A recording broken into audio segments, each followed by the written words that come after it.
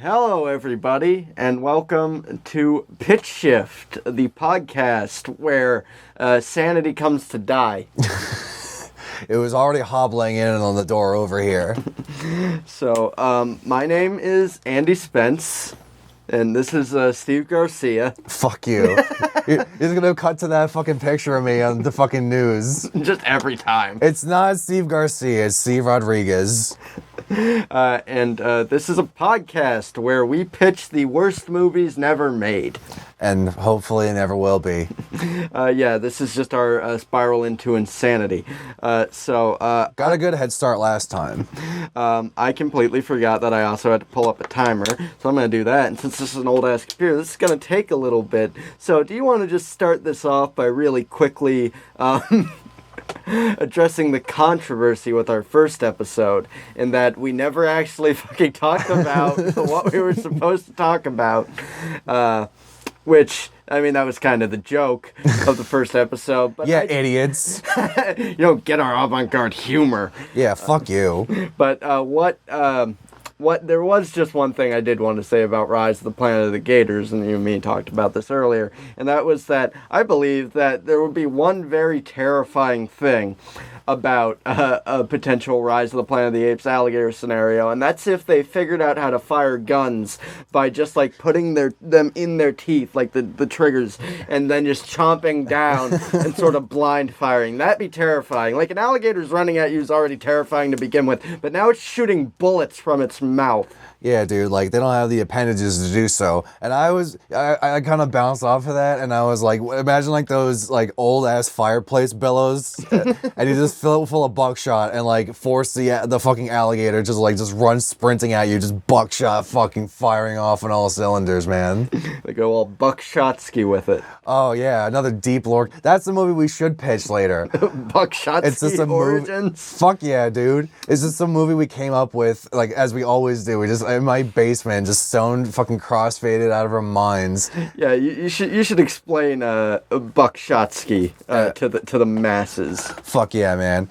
Okay, so as per many of our ideas, where we just start off being fucking crazy people, Andy just like there was like a dead silence for like 20 minutes. We were all drained, and you're like, what if a guy has shotgun legs? And then I don't remember who coined the term, but it was Buckshotsky. I believe it was Mike. It was probably Mike. Yeah, shout outs to Mikey B, dude. Wherever he may be. If you're listening to this, I'm sorry. Sorry. Yeah. And, please come on. Come on the show. Yeah, come on the show and just upstage us, because you're a little bit funnier than us. So... Who isn't? Yeah, right? So, like Carlos Mencia. Let's give ourselves that. Yeah, at least we're not fucking hacks, dude. Hey, Carlos Mencia, fuck you. We're a different kind of hack. Yeah, I'm a different kind of Hispanic. I'm Steve Garcia. I'm built different. I'm Baba Ganoush, man. So we're just sitting around shooting this shit about Buckshotsky, haha. And we're imagining that he propels himself, just like walking really fast, like by firing the guns off of his legs, those like rocket propellers. And he just is like because he's a loose cannon, he gets kicked off the force. It's like, all right, Buckshotsky, you're off the force. Hand in your guns and your badge. And he just like rips off his legs and like hobbles out on a skateboard. Just a little torso man just rolling on a skateboard on his like fucking hands. No, my mic fell off. Oh no. It's okay. I'm just gonna put this cord in here.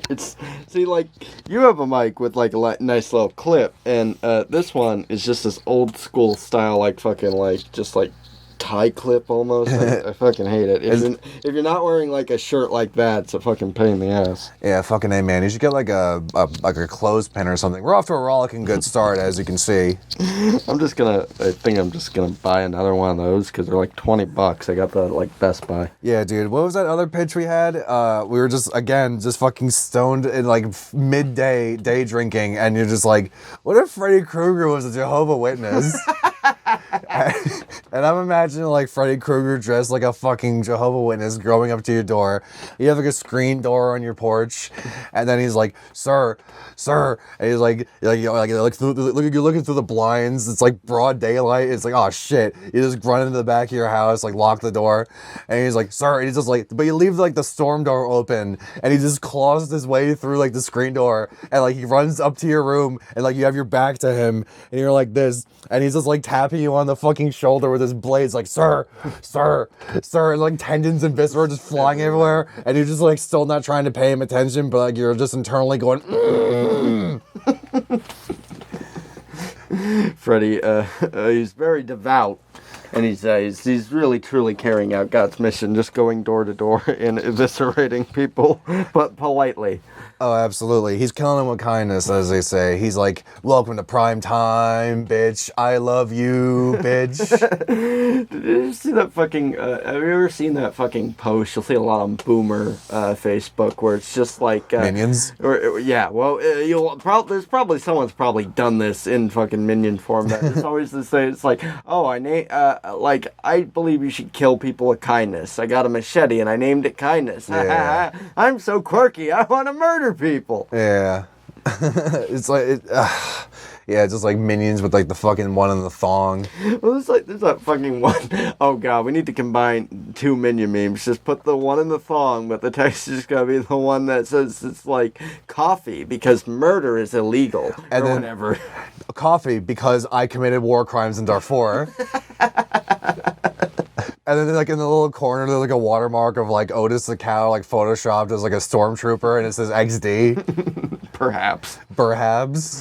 Okay. We gotta get Nick Harbrick on the podcast. We gotta get Nick Offerman on the podcast. We got a Nick Offerman myself. But okay, so that was a little bit of fun. How long was that? That was 7 minutes of your life you don't get back. Oh shit, we got a long way to go. Do you want to get started on our first official pitch? Because I guess... It's an actual pitch. Yeah, because we're actually talking about it, so I'm just saving it for the next episode. Don't get us wrong. We could ramble that much. We could do this. We could, in theory, create an entire series of podcasts where the joke is that we're still trying to get to that first thing that we were supposed to be talking about. Yeah. My buddy Kenny messaged me earlier, and he mentions that, hold on, let me pull up this fucking message real quick, because I'm also going to pull up, because I asked Andy to bring the whiteboard over. I said I could stop at Michael's or some shit to get it, and then Andy's like, yeah, he's pulling it out for proof. He's going to be pulling something else out too, so we might have to edit that out. But yeah. He's what the hell did I wrote fuck yeah, there it is, check it out. Oh wait, I brought 2 of these. Yeah. And do you want to explain why we didn't end up using them, Steve? Because you forgot the fucking markers at home? Yes. I don't even know if I have any. I gotta check. There's no time. So anyway, so again, shout out to my boy Kenny. Kenny G, he plays the skin flute. No, not that Kenny, the cool Kenny. He's like, his coworker's like, the next podcast episode should be, because our last episode was episode 0. This one should be 0.1, then 0.2, and by the time we get to the actual 1 proper, it's just going to skip straight to 2. But yeah, thank you, Kenny, and thank you, Sawyer, for your ideas. It's going to be any better than anything we fucking bring up on here. But yeah, no, so instead of writing on the fucking whiteboard, I was initially going to say fucking and just write it in Sharpie, but I ended up writing it on the fucking box that I still haven't unpacked since I moved in here in like January. The box of 50, was a box 4, 56-piece dinerware set? Yeah, thanks Walmart. And then like Great American Standard right underneath. Hey, today's sponsors, Mayfair Home and American Standard. Shout outs to them. Go to americanstandard.com/pitchshift to get your first order of dishware off, like 20% off. Mostly because they're all going to be broken. So today's episode, or the first half of today's episode anyway, is we're where you know, we all love the X-Men movies, right? Oh yeah, the classics.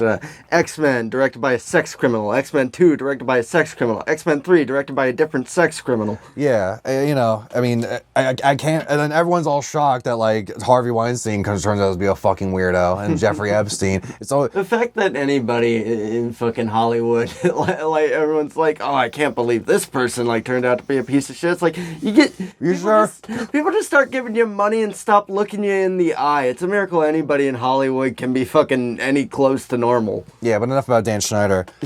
We already talked about him in the last episode, so let's move on to a different sex criminal. But we already talked about Bryan Singer. So, okay. So I hadn't seen, like, Apocalypse Onward. Like, the last one I saw was, like, maybe... It's okay. You maybe watched a portion of my video on it, which is probably just walking through the whole movie anyway. I don't remember. I haven't watched it in a while. I don't think anyone that was involved in anything going forward from like Days of Future Past was paying attention either. So don't beat yourself up. I mean, that's the whole thing I fucking talk about in that video. I would say go watch it, but I can't in good conscience recommend anybody watch anything I make. Unless it's the segments from this podcast that I put on my YouTube channel. Go check that out. Yeah, when it's edited down for all our anti-Semitic rants. Yes, so you have to trim out. Yeah, like the last episode was like actually 2 hours, but then you just went on like a 45-minute rant about how Hitler really didn't do that much wrong. Yeah, it was, you know, it's something I feel very passionate about, and I'm going to stop talking before I give the FBI any more evidence to just build against me. Just like cut this out. It's like, he said this, and I'm like, the context. What context? It was a joke. Andy Spence, Stormfront simp. You heard it here first. Check out our boys spoiler cast next time. But yeah, so X-Men movies, right? We all grew up with them. We love them. Shout outs to David Hayter for writing the first two. Thank you, Solid Snake. Yeah, that's like, it's just, that man's had an interesting career. Yeah, right? He voiced Snake for like forever, and then fucking... he gets just kicked off without even being told. And then I remember David Hayter was being interviewed by someone, and he's like, what would you say to Hideo Kojima right now? He's like, I tell him to go fuck himself. Because then he just kicks him off, and then like he brings in fucking Mr. Hollywood, Kiefer Sutherland. We were talking about fucking that one show that Kiefer Sutherland was in where like everyone in the White House dies. Designated Survivor. It should have just been called the one where everybody in the White House dies. Yeah, Designated Driver. So if you're making sure that Kiefer Sutherland's Designated Driver, you're in for a great time. It's better than Liam Neeson. Liam Neeson will beat up a car. So we are officially pitching X-Men: The Parent Trap. It's not a crossover. I mean, it could be. We could get Lindsay Lohan to play Jean Grey. She's not doing anything. Yeah, we could get her to play Jean Grey or something, like post-Phoenix. How she just dies again. He just comes back as someone else. So, all right, we're creating an X-Men movie because like, how many times have the X-Men movies been rebooted? But like within the same movie, it's been rebooted like 3 times, right? One of the movies was a reboot of itself. It's like I don't fucking know. Who cares? They don't care. I don't care. So. Yeah, there was a part in the video, I think I say, they didn't care. Nobody cared. The director didn't care. He was busy off molesting underage extras. But again, we gotta stop talking about Dan Schneider. We gotta stop like putting his dick out of our mouths. The way things are going, we gotta stop talking about anybody in Hollywood. We're gonna wind up in a fucking river. Yeah, we're just gonna get sued for fucking libel. So tune in next week for our all Dan Schneider Power Hour. Tune in next week where Jared Leto's gonna be reading his deposition of us. So we're assembling an X-Men team featuring the absolute most dog shit fucking mutants. Of like the 5,000 mutants, we've picked the best ones. We got about 7 or 8 here. So let's start off with Skin. So, okay, so we all know... Skin! It's the good skin. That's the enthusiasm I have for Skin. My cousin has had to ask me at one point, why do you talk about Skin so much? Like anytime he brings up the X-Men, I'm like, yeah, like Skin. And he's like, why do you mention Skin so much? And I'm like, because Skin is the best fucking X-Men. He's the best character. Now I'm a big fan of Apocalypse and that whole like era in the comics and stuff like that. And that's why I'm really pissed off that the movie fucking botched him that bad. It's like, here's this cool villain and here's a fucking prune. Just look at that. But fucking... I hate to cut you off, but basically for those that don't know, you can fucking Google Google it in your own time unless we put like a visual up for the viewers, for the thousands in attendance and the millions around the world. But Skin basically looks like if Michael Jackson fucked Eddie from Iron Maiden. And he's you know, Mr. Fantastic's whole thing is that he's a really smart guy, but like he's got a really dumb fucking power. Well, Skin's got a really dumb power, which is essentially like the same power, but he's also a fucking idiot. He's a moron. He's got just long, Skin. creepy fingers.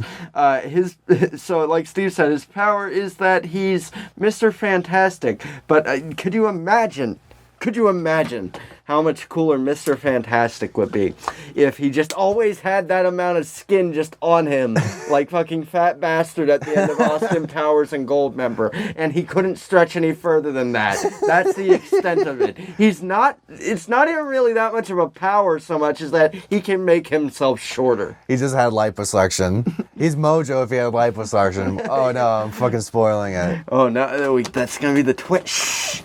It's going to be the muscle twitch. It's going to be the muscle spasm. So we got Skin. Who should Skin be played by? Did we not pick an actor for Skin? I don't think we picked an actor for half of the actual X-Men.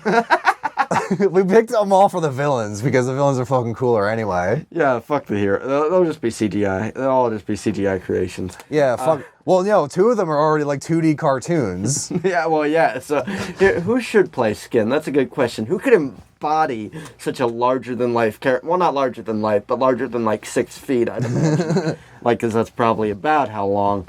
But, The Rock? Dolly Parton?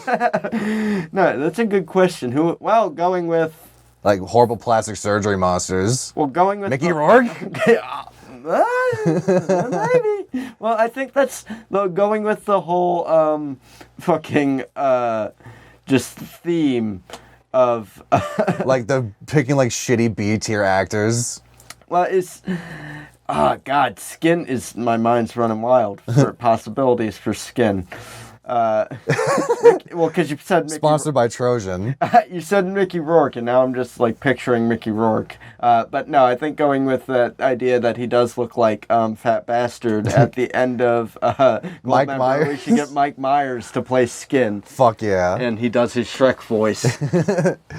Yeah, I don't know. Mike Myers is kind of a fucking prima donna though, and it's like impossible to get him out of the house. What? No, you can get him out of the house, you just can't make eye contact with him.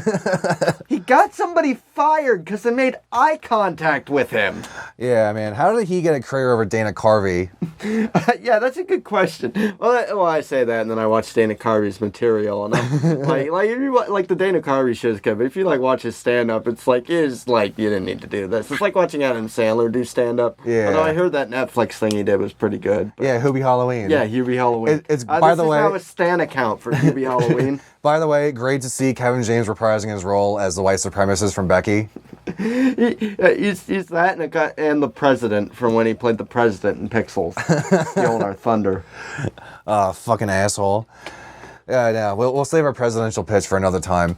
But fucking... For when we become the president. Yeah, man. But yeah, Dana Carvey, like, poor guy in one sense, but on the other hand, he also made Master of Disguise. And the funniest fucking thing in the world to this day is that I read a trivia bit on IMDb about that, about how the movie was being filmed in 2001.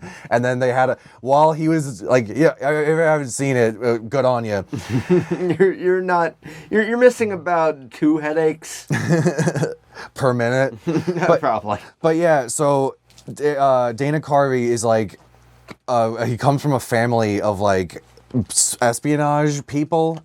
It's basically Dark Man. Yeah, they're a line of masters of disguise.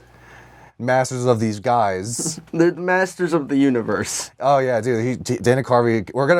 Tune in next week for Dana Carvey as He-Man. We have Dana Carvey on the podcast, and he's going to be crying.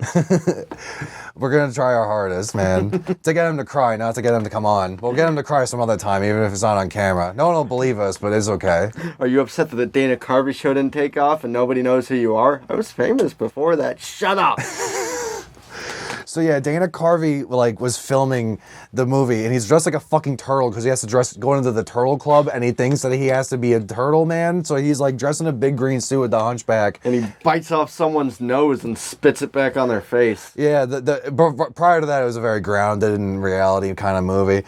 Where a man takes off a mask where he's like J-Lo or some shit, and then he just has man proportions. This is like his dad, right? And a fucking 40-some-year-old man is like 20, like 20 or something, like 21. That was probably like one of the only intentional things that was trying to be funny, and like it just came off as weird. It's funny that the funniest part of that movie is that nothing about that movie is funny. There's a part where Dana Carvey does a Shrek impersonation. And this is prior to like the memification of Shrek. I don't even know if it was out yet or if it was like it was the type of thing where they would have had to have made that joke while that was in production or something like that. He was just a big fan of the book. he read it in the I ate some lightning, as Shrek said.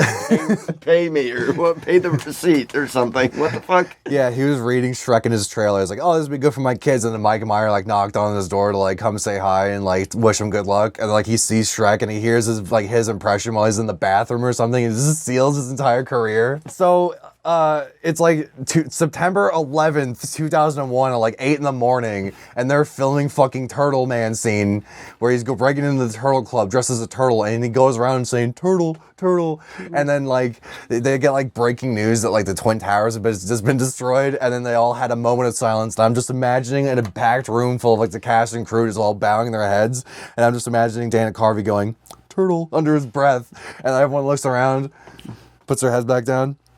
Turtle. So, we're geniuses. We're geniuses. So, speaking of genius, the next member of our fucking team is Maggot with 2 T's. Maggot Robbie.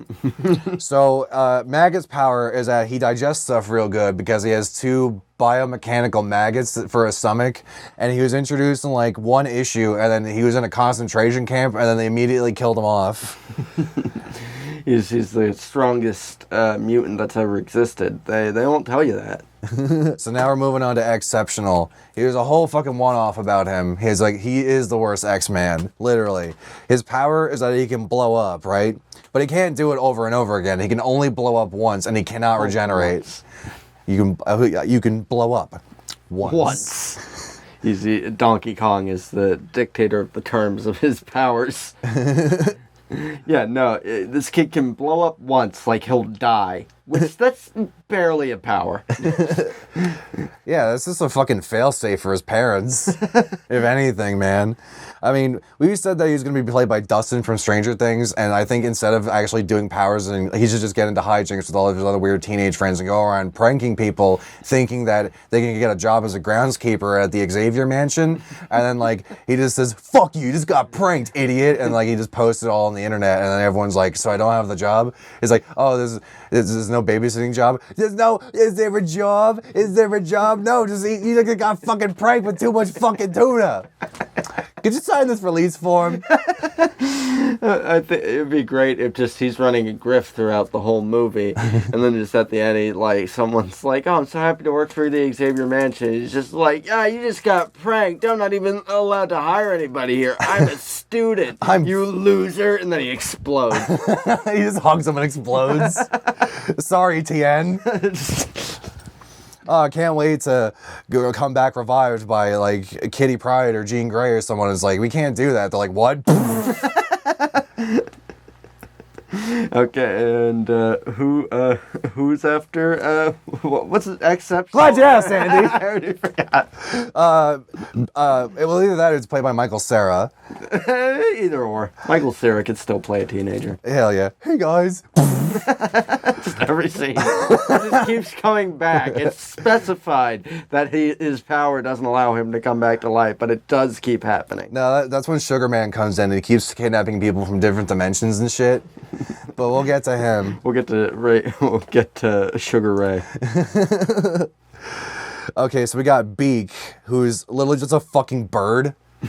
Like Pretty much. You were saying earlier how like some people you get like in the X-Men universe get like cool fucking mutant powers, like you can shoot ice out of your hands, or you can like get claws, or you can teleport, and this guy's just a fucking bird. You either become like a very useful superhero, or you become a freak of nature that's like looks like a monster. Yeah. Like even like things, it's like it's always too some weird combination of things. It's like here's this guy who kind of looks like a blue demon. He can also teleport. Yeah, there you go. Yeah, dude, that's fucking awesome. And we got somebody on our list who is a similar thing where it's like, oh, maybe they look a little weird, but then they've got a power you wouldn't expect. Yeah, he's got that boom boom pow. But how they look and what their power is are both stupid.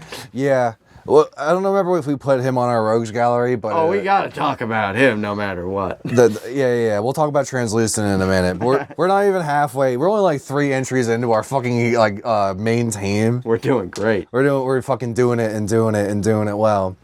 Oh yeah, hold on. We're gonna talk about him. It's Wraith. It's fucking. Is he an X-Man or is he a villain? Who cares? He's one of them. It's our fucking movie.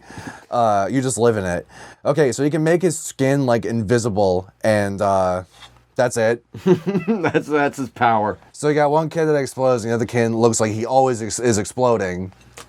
It's is there any situation where that's useful? To tell if you have cancer more easily without using the X-ray.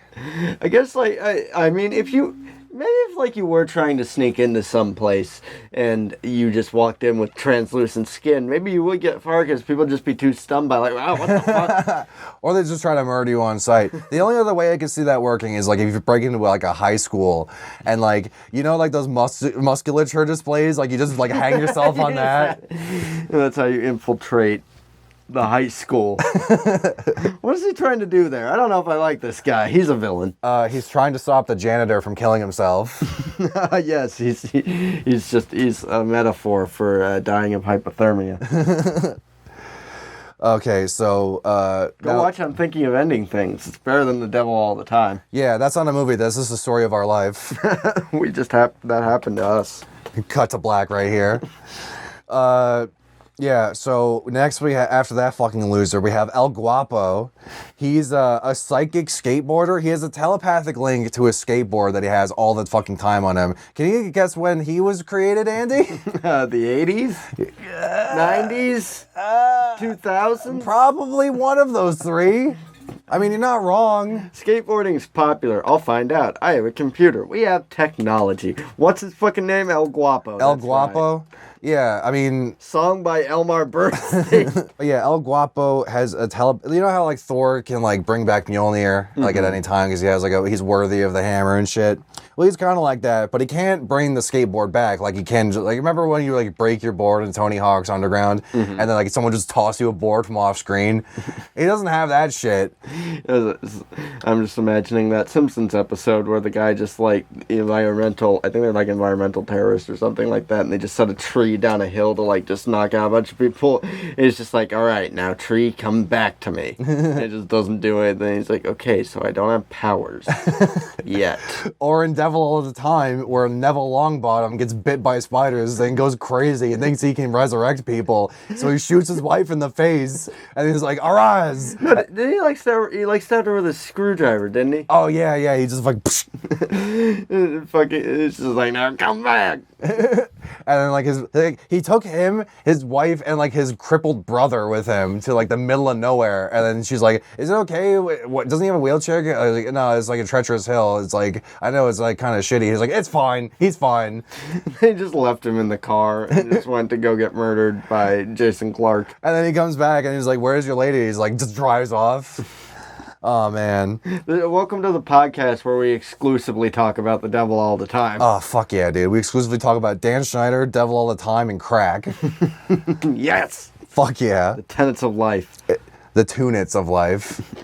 One day, we'll pitch Tunit soon enough.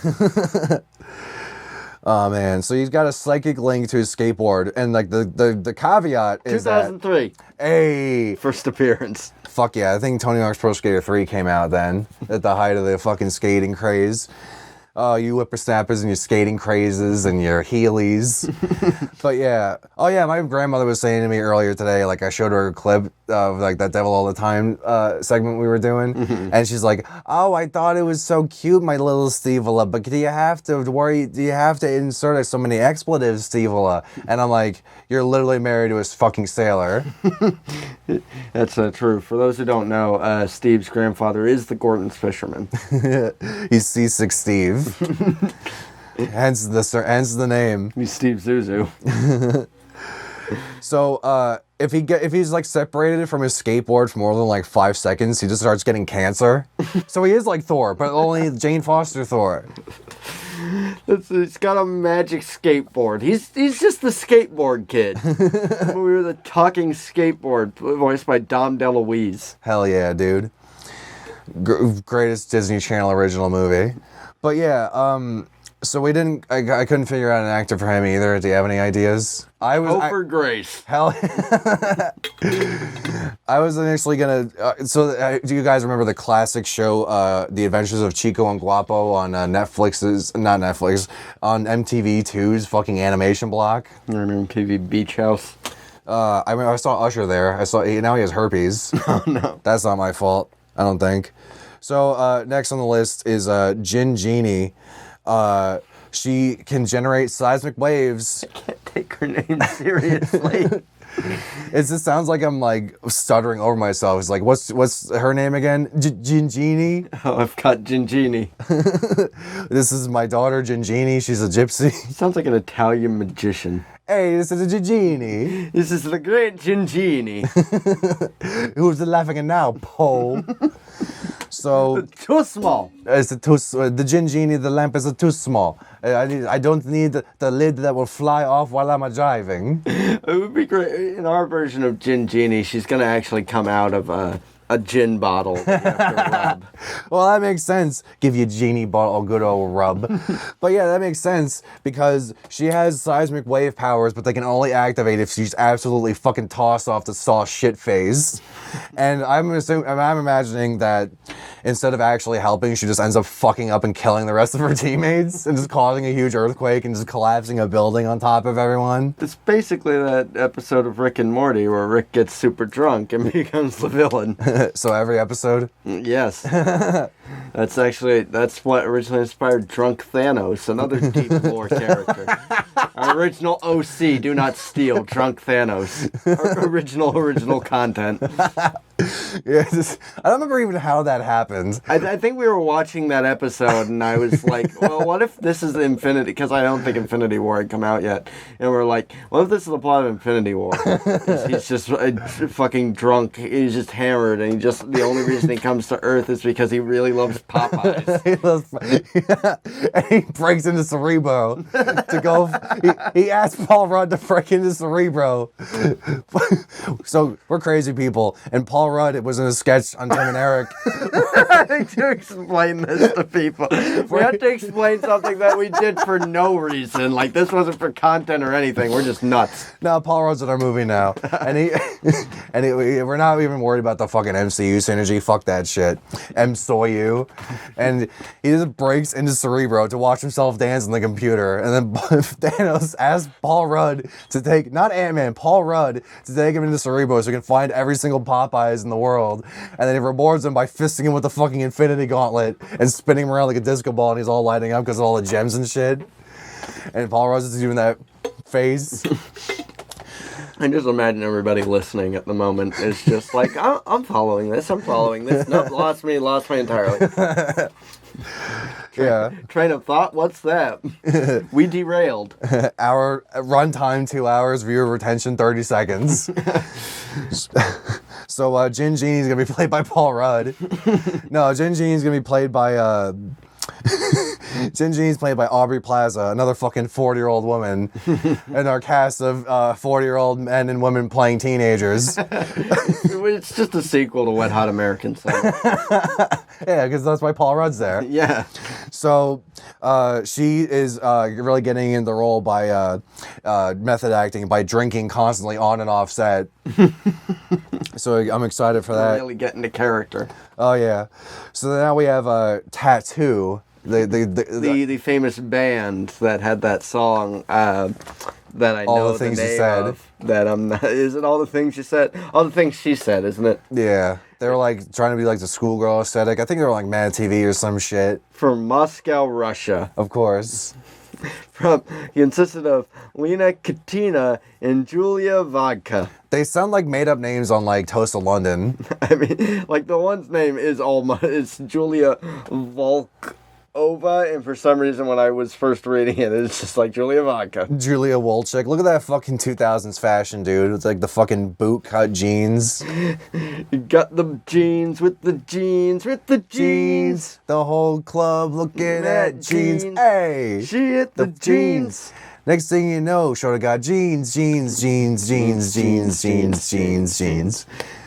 So, Well, you continue on that. I'm going to do something that is also vital to the podcast. I'm going to look up the public image section of the band Tattoo. So while Steve explains to you Tattoo, I will chime in with some interesting facts about the character Tattoo, the character of two women.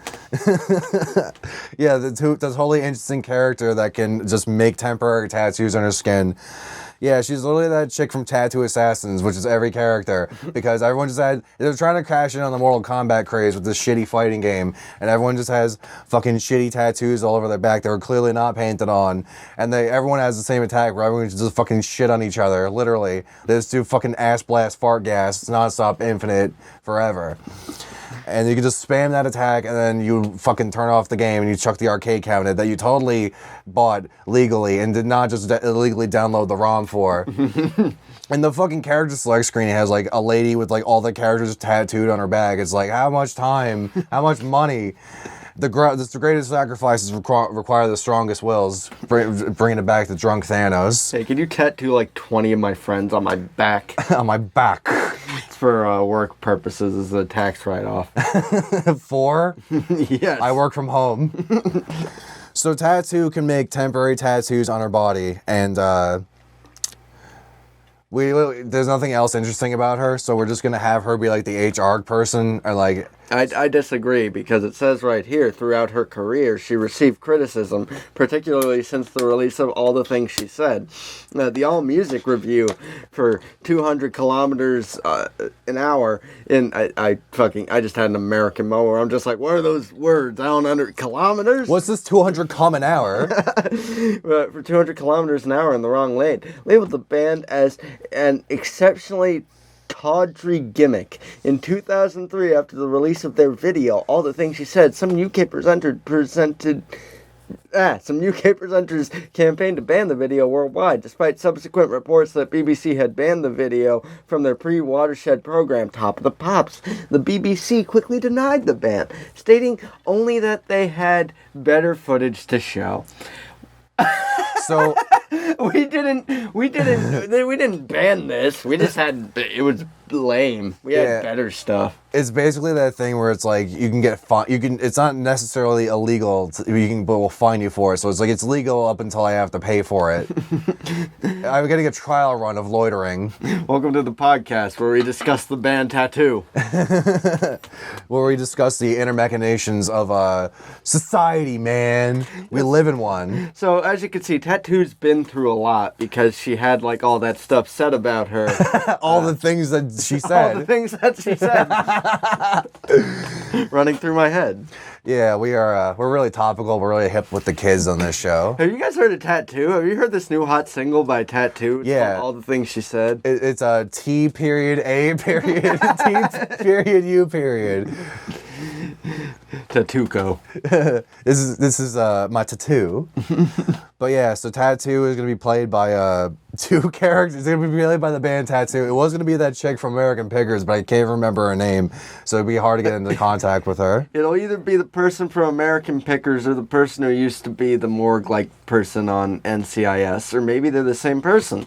Yeah, but I mean, they both kind of have like the same aesthetic going on, and they're both crazy. They're both pale and dark hair and have tattoos. Yeah. So what was the thing you were saying about that NCIS chick earlier? How she's like intimidated by like the nicest guy in the world? Yeah. So yeah, this is something that's like, yeah, you never know what, like that's the whole thing with Hollywood is some people seem like normal and then they like they have a darker side to that. But Polly Perrette, who was on NCIS, left NCIS because she said like she was terrified of Mark Harmon or something like that. And to be fair, that was like the headline of it, so I didn't really read like that whole thing. But she basically said she was like really afraid of him, and like all the other people like I looked up like, oh, what did Mark Harmon do? Like I imagine there'd be something to think about, and everything it says like, oh, Mark Harmon's like the nicest guy ever. He like saved a lady from a burning car or something. That sounds like something I'm making up to like exaggerate, like, oh, he's just that nice of a guy. But no, I think that's a thing he did.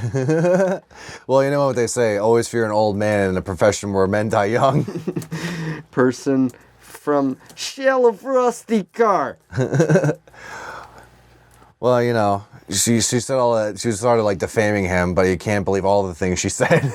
Okay, so when you look that up, for some reason the automatically suggested thing on Google is videos, and the first Google video is what we're talking about. Actress claims she's terrified of NCIS star Mark Harmon. The next video is Mark Harmon discusses the big surprise on NCIS this season, and then it's cut off. And then the one under that is Mark Harmon saves 2 kids from burning car. Hell yeah. And then the one under that says Mark Harmon on. On what? Death Grips is online. You. Ever since I left the city. So that's think of that of what you think of that of what are you in? Hey, who's the laughing in now, Paul? We have to talk about the greatest member of our team. Oh no, let's talk about him. Okay, so this man's name is Kylun. So you guys seen Thundercats, right? Kylun! That's who I was talking about earlier. I wasn't talking about Wraith. I was talking about Kylun. Oh, hell It's yeah. like, it's not just that they're one thing. They have another thing. Oh, I thought you were talking about that fucking loser who can make his skin invisible. I thought you were like, I was really like, I was like confused. I'm like, why are you excited about that fucking weirdo? Oh yeah, before we need to, Kylun is the best part of this whole team. He's the heart and soul of the team. Absolutely. But we do need to point out that we should note that out of all these characters we're talking about, at least one has actually been in a movie, and that was the one who could fucking turn his skin transparent. And for some reason in the movie, his power is that he could teleport, and that he's played by Will.I.Am. And then he fucks Mystique, and then that's how that Nightcrawler's born? No, because I think that movie's like pretty much made non-canon. Now what it is in X-Men First Class, we meet Nightcrawler's dad, or at least the guy who's his dad in the comics. And at the end, like, him and Mystique, like, are on the same team. And then the next movie, it's explained that he was, like, killed or experimented on or something like that. And it's just, like, and they kind of don't really address, like, the potentiality of Mystique being, like, his mother in later movies. Yeah. But, that's just one thing where it's just like, I wonder if they were just trying to subtly apply. It's like, oh, Mystique's going off with that guy. And it's just like, who's gonna fuck that guy? He looks like the devil. Yeah, he's fucking Will.I.Am. Yeah, who's gonna fuck Will.I.Am? I hope nobody did. Not me. That's what somebody who fucked Will.I.Am would say. But enough about Fergie. Goddamn, Fergie, I'm trying to sing a song and talk about goddamn shit out your asshole. But now back to the best member on the team, Kylun. The best! So, he's, a fucking 40-year-old lion / Thundercat man, and he has 2 magic swords that can't hurt anyone. I read that wrong when I was looking this guy up. It says it can't hurt anyone that's like pure of heart. So that basically means he can't hurt anybody. So he has like 2 fucking props. Who's deciding? What, like, are the blades like, that guy's pure heart? I don't know, man. The Comics Code Authority? Yeah, but I guess. Because this guy was made in the fucking 50s or something. So basically, he's a Thundercat man. And he doesn't have anything exceptional about him except the fact that he can mimic any animal sound. So, it's any. I thought he could make any sound. It's specific to any animal sound. I think it's any animal. Maybe it is any sound. Who fucking cares? So in that case, we're gonna It's get. not a useful power either way, but it's like you're fighting Magneto. It's like, is that a bear? I don't like bears. I'll leave. No, he's trying to mimic Wolverine's. He's like, snick it, bub. And then Magneto turns around, they bonk him on the head. Eventually, we'll get a soundboard. Eventually. We'll just spend all of our time fucking hitting it. Like it's not even a soundboard. It's just a Fisher-Price keyboard. The podcast just becomes only noises. The podcast just becomes a spinning thing. It's like the cow goes. Okay, so that's it for the heroes of our journey. So, oh yeah, I forgot to mention the best part. So, No, you talked about Kylun. yeah, no, I talked about Kylo Ren. So the team is led by Professor Xavier, as we know, and Professor Xavier, we're gonna get him played by Joe Biden, and that Professor Biden is gonna like have all the kids at the inauguration and stuff, and he's gonna be like, okay, everyone, so he goes into Cerebro and he sends all his Sentinels after all the Black Trump supporters, and like the Sentinels are gonna turn their skin pigment white. And then all the parents are like, why would you do that? I thought Peter Dinklage made the Sentinels. And he's like, listen here, Jack, I'm gonna punch your daughter straight up in the fucking mouth if you don't hand your kids over to me. And then everyone's like, all right, how am I to argue with the guy that can blow up my head? For some reason, when you start saying Professor X was going to be played by Joe, my brain just short-circuited, and I started imagining Joe Rogan as Professor X, just rolling into a room and talking about a gorilla on DMT and how he's signed him into the X Academy. Hell yeah. He just gets a mutant gorilla that can telepathically ingest DMT and do sign language. He gets brain ape. He's running off DMT instead of Hitler's brain. We'll briefly explain that. There's a Savage Dragon villain called Brain Ape. He's what if you put Hitler's brain in an ape? And then skilled fighter. And then Joe Biden was in a Savage Dragon comic. It all ties together, dude. It's all circling around. Hell yeah, it's all a perfect circle. It's all a big Ouroboros of cock rings. So, alright, so now we're moving on to the fucking villains of the story, right? And this is where it gets actually interesting instead of just horrible. Okay, so we were talking about Sugar Man earlier. And he's a horrible monster that has like little T-Rex like baby arms growing out of the side of his head. And he has a big tattoo that says sugar with the heart in it, like mom tattoo. Sugar Ray. He's just a big fan. Oh, the best. So since Tattoo was a part of the X-Men, he has to be the counterpart. The difference is he can like travel between dimensions and shit, and he does horrible experiments on people. And he smells real good. And I don't know why I wrote that down.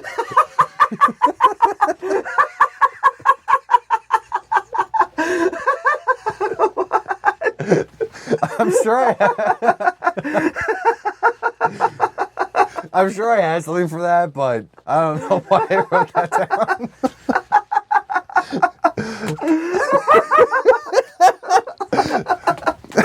Okay, so that's the villains. Just imagining us going into like a Hollywood office to pitch this. It's like, and here we got Sugar Man. He smells real good. Can it be any better or worse than that live thing where he's like making Spike Lee into a superhero? He's like, this is Spike Man. You got a camera on your head? Look up that video if you ever get the chance. Yeah, look up Rob Gets Robbed. Yeah, that's on the Skit Satisfaction channel. That's a deep cut. Oh, that's some deep lore. So he's gonna be played by Nick Kroll. I don't have anything else. I don't have anything else with the guy that smells real good. Maybe you thought that was his power briefly. Like, he smells you real good. Oh yeah, he does smell real good. He has like super smell or some shit. So now we're moving on to the other sense.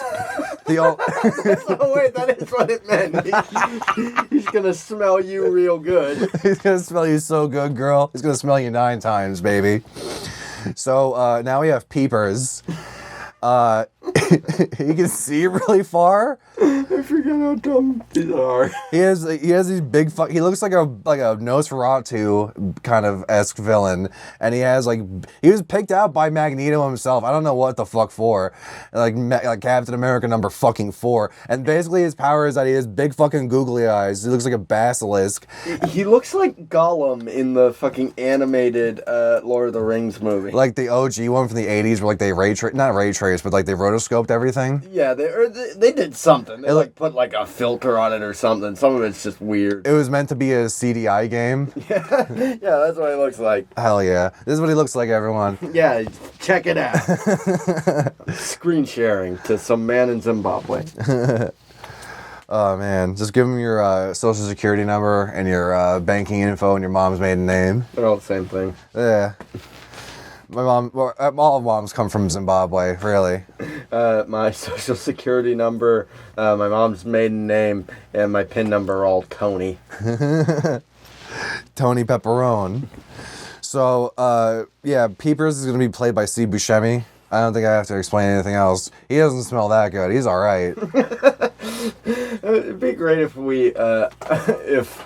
Peepers was played by, I think Steve Buscemi is an inspired choice, but it would also be great if he was played by Michael Shannon. He's just got these magic eyes, but they're never quite pointing in the same direction. He's just staring far off into two different directions. Or maybe Kyle MacLachlan, dude. He's got crazy eyes. He's got crazy eyes and a happy face. Hell yeah. We're taking our jokes straight from How I Met Your Mother now. Yeah, this is exclusively How I Met Your Mother podcast where we go episode by episode explaining every single scene and what it actually means. This is a podcast where we change what the podcast is supposed to cover every 20 minutes. Yeah, we're an ever expanding format just like the universe. So now we're moving on to Mojo. If you don't know, he's like this big fat guy. He lives in the Mojo-verse. He's big credit, big swag to have just an entire universe named after yourself. Hell yeah, big swaggy, big Mojo. Like it's not like nobody named the Mojo. He named the Mojo-verse. Like that's what it was. Just like I'm Mojo, and this place I live here, so this might as well be the Mojo. Well. Before the Mojo-verse existed, there was only Mojo, and then he created the Mojo-verse around him. He's like that one Spider-Man villain who created the symbiotes or fucking whatever. Yeah, he created the fucking whatever. And he created Woody Harrelson, and there's going to be carnage. Cletus Cassidy. I remember that when you found out that Carnage's real name is Cletus Cassidy, you lost your shit. I laughed for at least fucking 20 minutes, dude. I thought you were just shitting me. Yeah, no, he's like, he lives in the Mojo-verse. Like, the rest of the galaxy orbits around Mojo because he's such a fat fuck.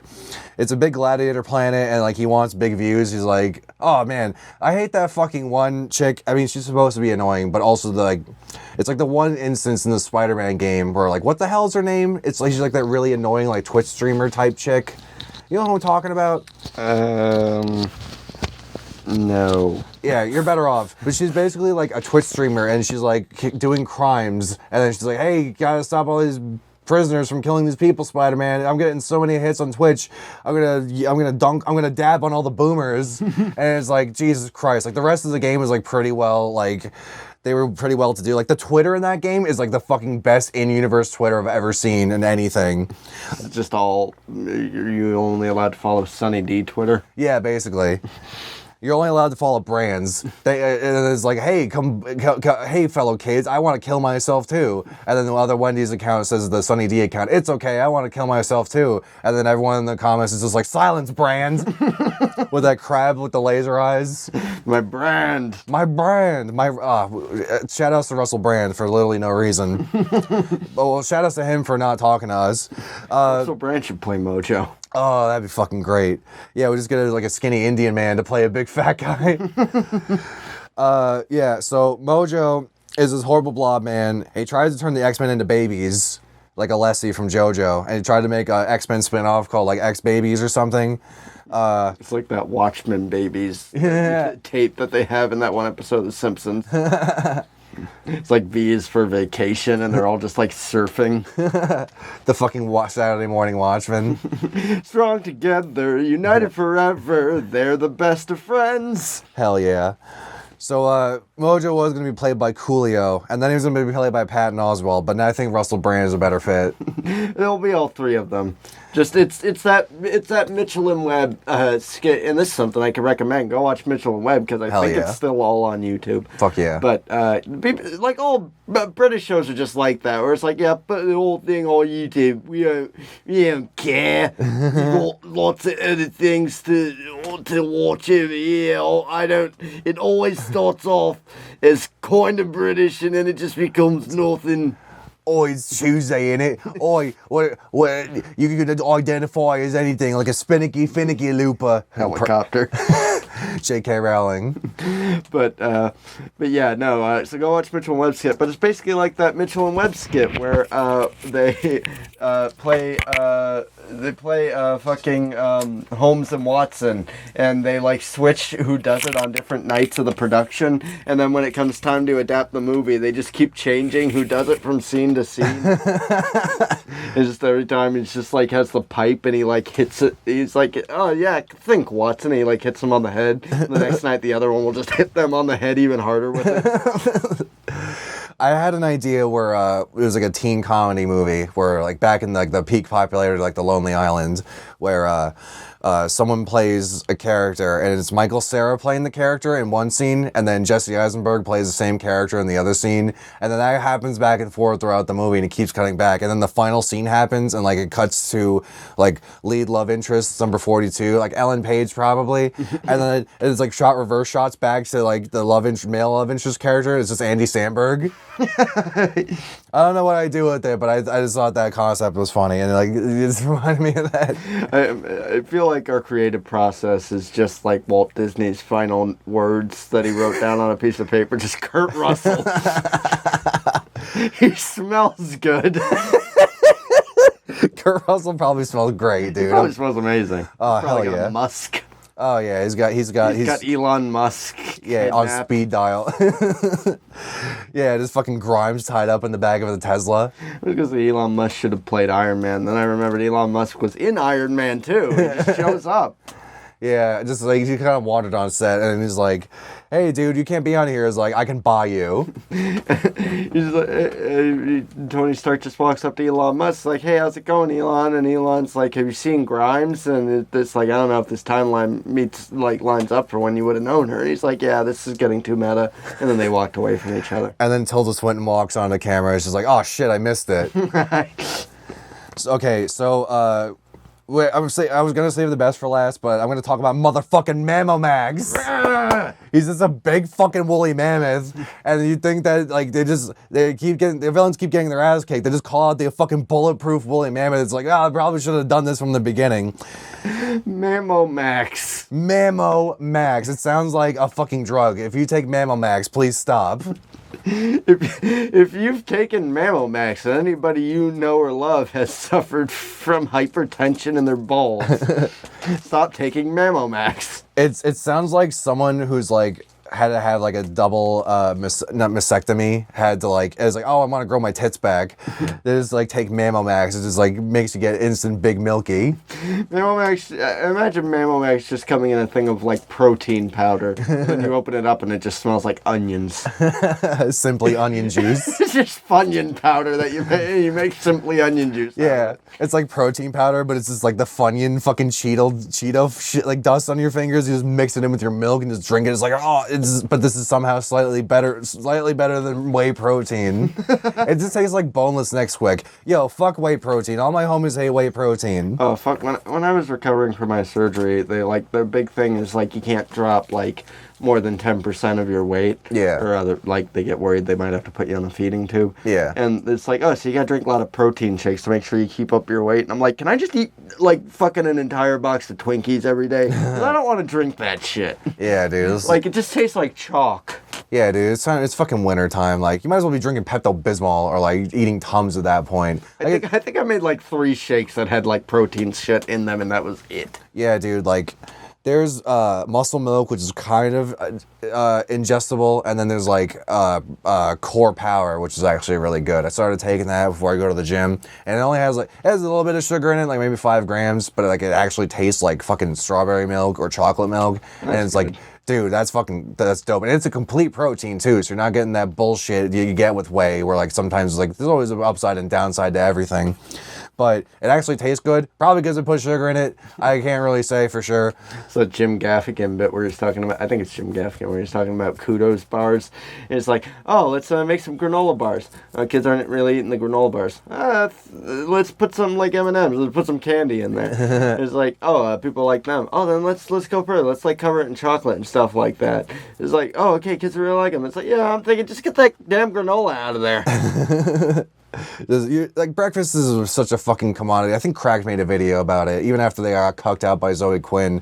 When like it's like, yeah, you're just eating a bowl of candy for fucking breakfast every day. Yeah, well, I was eating like pancakes this morning, and I had like pancakes for dinner like the other night. Yeah. And like it was that thing where I didn't even finish them because I'm just like, this is too much. And I had them today, but like my dad made pancakes and bacon, so I had that, and I'm like, oh, see, I ate the same amount of pancakes, but here when I had something salty to balance it out, like it's like at this point in my life, I'm just like eating pure sugar. I'm like, I need something, salt. Protein, nutrients. Yeah, dude. Like food, water, atmosphere. I just burped real loud. It's okay. It's not like we have mics very close to our body organs that'll pick up everything. Yeah, our previously mentioned friend Mike is really close to our bodies and organs. This is like Wraith. I mean, I have slept in a bed next to him, so I've been very close to his organs. I've been inside his organs. I think one organ in particular was like kind of brushing up against you a little too much. He's actually the guy who played Love Sausage in The Boys. Hell yeah. But speaking of The Boys, let's talk about the best boy some more. Mammo Max. Hell yeah, man. So there's really nothing else to say about Mammo Max except that he's a big fucking woolly mammoth and he spits out acid. I didn't. Again, two things that just like, he can't just be a giant woolly mammoth, he spits acid. And is bulletproof. That wasn't fucking enough. Like, it just, who fucking wrote this guy? Hannibal? Oh God! There's got to be a late stage twist in the movie that Sauron, that pterodactyl that doesn't want to cure cancer, he just wants to turn people into dinosaurs. He shows up and he's the big bad of everything. Oh, I thought you were gonna say that he got turned into a different kind of prehistoric creature. It turns out that Mammo Max is just Sauron, who got turned in his quest to turn everybody into dinosaurs. He turned himself, a dinosaur, into a woolly mammoth. The poetic irony. So, what if the thing you had was a different thing? What gun? What if you had a gun? I love when there was that period of time where all those movies were like, what if we could use more than 10% of our brain? It's like, we fucking do. Yeah, dude, fucking, there was, what was that, Limitless? Yeah, there was Limitless. And Lucy. Oh my fucking God, what a piece of shit. Fuck you. At least one of them was like, oh, maybe you could just become like really fucking smart. Yeah. One of them was like, you could turn into a computer and become a flash drive. Like that movie. Someone kicks some cocaine open in your stomach and you become a fucking superhero. Yeah, like aside from Scarlett Johansson, like Morgan Freeman, the only other actor I recognized was like, he was in like a Old Boy. He played fucking Ode Sue in Old Boy. And I was really excited for that movie because, oh, look, female-led action movie. It looks kind of like an interesting concept. Mm-hmm. That guy from Old Boy is getting mainstream attention after like fucking 2003. And then it's like, no. Made by the guy who made The Fifth Element and cheated on his wife with Mia Jovovich. Yeah, and then he put Mila Jovovich in everything. Yeah. Why do people keep marrying Mia Jovovich and just putting her in everything? What effect does she have on people? I don't know, man. Russian Pussy got me acting strange. But yeah, no. Fucking Lucy was so like within the first 5 minutes, I knew I made a mistake going into the theater when I was watching Lucy. Right, I took my family to see it with me, and like. There's a part in the movie, like the intro to the movie was like they're in Europe or some shit, and like the guy has like a briefcase of like full of shit, and then he's like, go in and do the briefcase exchange for me, babe, and then she's like, what? No, and then like, what? No, no, and then like, you betrayed us. You betrayed us. You betrayed me. Go watch Twisted Pair, made by friend of the show Neil Breen. He's a Breenius, dude. So, like, she's like, oh, yeah, babe, just go in and make the exchange. What could go wrong? And then, like, it cuts to, like, a fucking close-up of a rat going into a trap. And I'm like, You're insulting my intelligence this early? I know what I'm in for a fucking ride, dude. I don't have enough intelligence to legally exist. God, yeah. No, I didn't. If I only saw it once, and I might have been drunk. But Me too. That's the Me Too movie. I also saw Lucy. We were both in the same theater, just like fucking two lost souls swimming in a fishbowl. Well, I've ever told you about anytime I hear "Wish You Were Here" by Pink Floyd, I always go, "Man, I miss my dad." Then I have a moment where I'm like, "Oh, my dad's not dead." But yeah, no, if I remember correctly, didn't it do shit like when she's like rearing out to like attack somebody, it like cuts to footage of like a tiger like prowling through the bush or something like that? I wouldn't do put you it- get it? I wouldn't put it fucking past him, dude. Like That happened in some movie I was watching. I think it was that. I don't remember. if you were talking about what's his name, Sauron, the fucking pterodactyl that can rewrite DNA on the fly and turn people into dinosaurs, And they just didn't give a shit. It's like, isn't this the name of a character from Lord of the Rings? It's like, no, that'll never be a big thing. yeah, it's Chip Zdarsky. Like I know what I'm doing. Shut up, fuck you.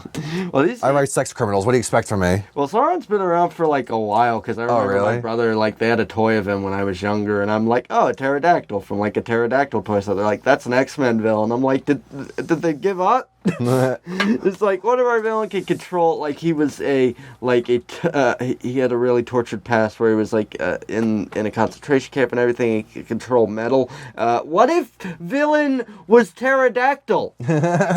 Yeah, what if villain also grew up in concentration camp and had two maggots for a stomach? And that's what he used to eat. So, but yeah. Back to... Now I want to talk about Lucy some more, because fuck that movie. No, fuck this. We're doing it live. So, welcome to the podcast where we exclusively discuss Lucy. welcome to the Patreon exclusive Lucy Talk Power Hour. Lucy! You really ruined my self-esteem with your career taking off before mine. Oh, oh, oh, oh. I don't know what that's kind of turned into Kermit the Frog there. Oh. So,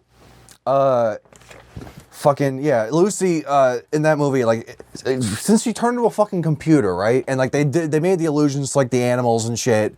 Like, wouldn't it be cool if she just like had animal powers? Like her arm turned into a fucking tiger claw and she just fucking mauled some guy's face off. Like if she was basically just Cars from JoJo, that'd be the fucking best. If she was the ultimate life form, Scarlett Johansson. Or if she turned into a mammoth. Oh, what if she was Mammo Max?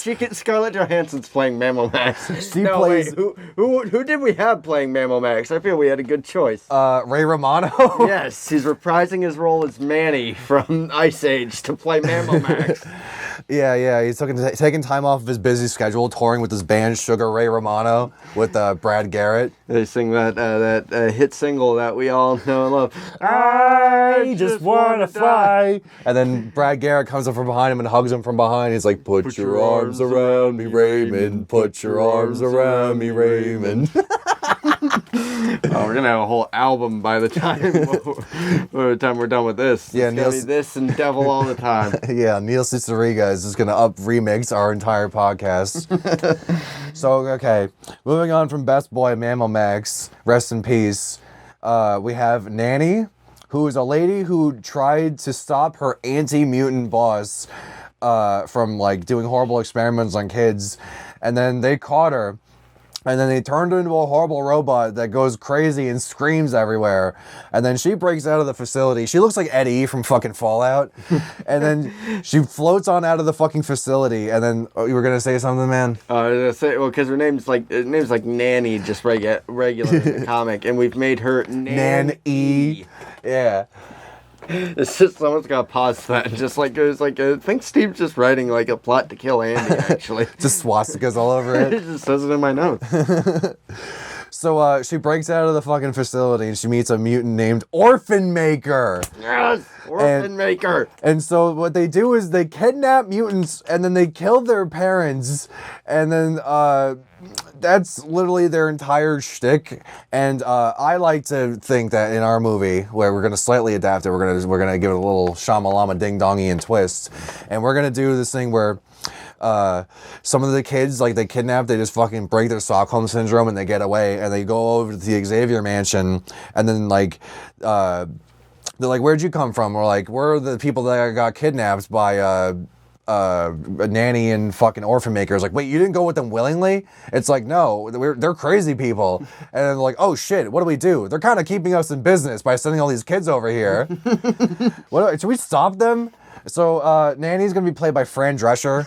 I just imagining, ow, it's so this all the time, and then it's that comic. I built a robot that screams. Why? While the robots is still in the background. So Nanny's played by Fran Drescher, probably maybe even fucking Louis Dreyfus, and then Patrick Warburton's gonna play Orphan Maker. I'm just imagining fucking Kronk just running around punching the shit out of parents and just stealing their kids away. Peter, I'm the Orphan Maker. Peter. I can never do. I've realized this. I shouldn't say recently. I've known this my whole life. I can only do impressions of people if that's not the person I'm trying to do an impression of. Like when we halfway through any impression of a British people, we just like halfway transition to like New Zealand or Australia. We're basically just doing Butcher from The Boys, where he's like a New Zealand guy and he's just doing a Cockney accent. Because I'm writing a script right now that takes place in Scotland, so I like wrote a little bit of like Scottish slang in there and stuff. You mean like Scotland? Yes, we're holding out for Scotland. You know, they want to film it in Scotland, but I'm holding out for Scotland. And we're kicking it with the scat man. Kicking it to a fat jam, kicking it with the trash man. But yeah, no, I'm writing, and I was talking to somebody, and they were like, well, just remember, not everybody in Scotland talks the same. And I'm like, no one in America talks the same. I was like, I understand that. Well, first off, I was like, yeah, no, it's like we have there's dialects everywhere and shit like that. But also, it was just like, it takes place in like one town. So everyone probably would talk the same in that one location. Yeah, dude. Oh, man, it's like, I was playing Yakuza one time, and I was so happy that there's like this foreigner dude working at like a shitty convenience store, and like he speaks like shitty Japanese, because everyone in the game speaks Japanese. He speaks in foreigner songs. He does. He speaks exclusively in foreigner quotes, and then Kiryu's like, Nani-tan? He just opens up and just Jukebox Hero is playing, like Stitch puts his finger on it just reckons Jukebox Hero with stars in his Like, I just looking just at us peaking the audio, just But yeah, dude, like you go into a fucking like 7-Eleven in the Kamurocho, and then like, you know, when you're in Japan, like they're all like formal and shit, and they're like irashimasu, which means like hello, welcome.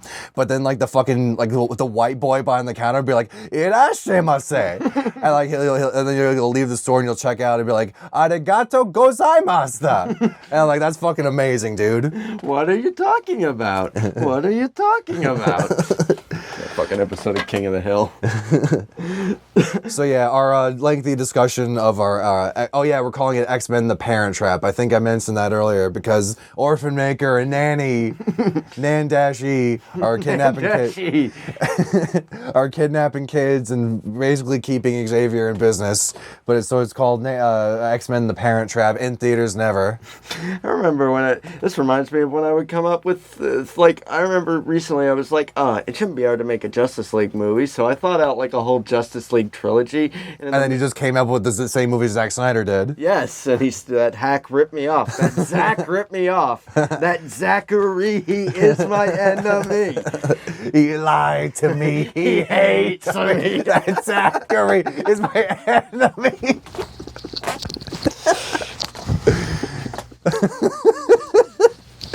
Zack Snyder, if you're watching, don't worry. We respect that your movie is for grown-ups. Yeah, cut to our mid-roll where we're sponsored by Xanzags. The only thing that can keep you awake during the filming and watching of Justice League, just go to Xanzags.com/pitchshift. I thought you were going to say the only thing that can keep you awake through pitch shift. Yeah. You probably need like fucking amphetamines to be on whatever level we're on. We're not. Yeah, amphetamines? We're not on amphetamines. I'm just checking for ticks. I'm not saying I'm on amphetamine. I'm saying you're on amphetamines. My girlfriend goes to another school. That's why you can't see her.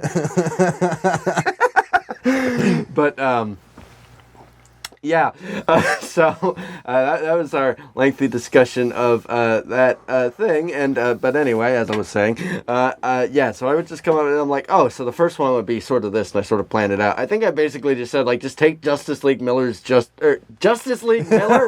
What the It's Miller time. I just had a stroke. But take George Miller's script for Justice League Mortal, just make that pretty much, and then the next movie, just like, oh, you get like, here was my roster, Black Manta, like Sinestro, Yeah. Like a who's who. Cheetah, like you just get a bunch, like do the anti-Justice League or the Legion of Doom or something like that. That would be really cool because we still haven't seen like, and I thought like maybe we get this like around Infinity War or something, but we still haven't seen it. When are we getting a fucking like villain team up movie? For like real. that's the one thing, like the Sinister Six idea that like Sony's had. That's an interesting idea. I just don't trust them. Yeah, I don't trust like that. I'm waiting. I don't want to watch Jared Leto fucking do anything. Shit, man. Welcome to the podcast where we exclusively Shit on Jared Leto. Jared Leto. Again. Tarnished his reputation. It wasn't all that shit he did. Yeah, no, that it's all on us. We were to blame. Did you see that thing I shared on? Somebody shared that thing on Facebook that was just like,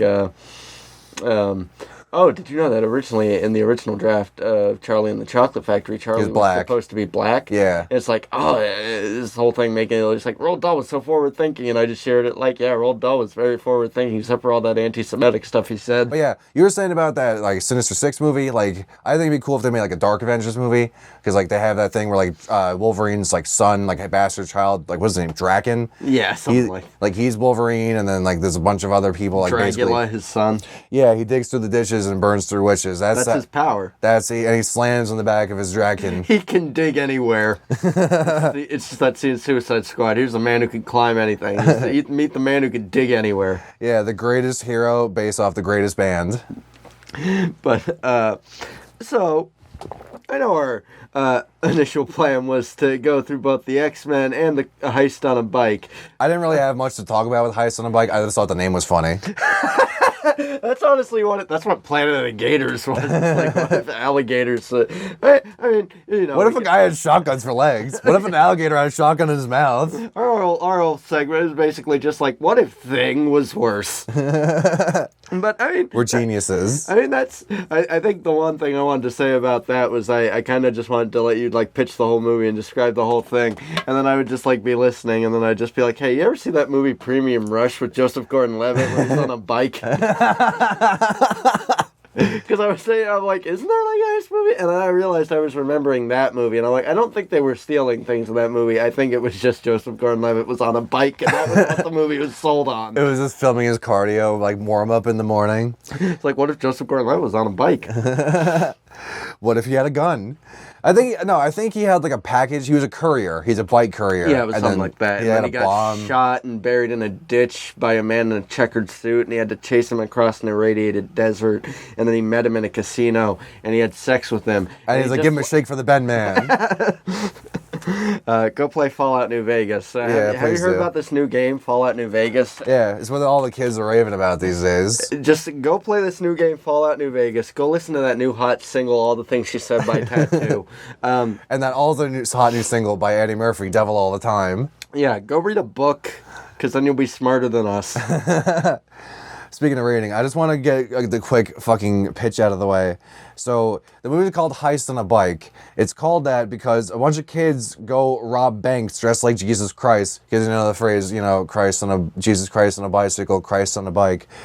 And I had, prior to you saying that, I had never heard that. I'd heard like Christ on a cross, so I still kind of got it. But it was... So yeah, the famous saying, Christ on a bike.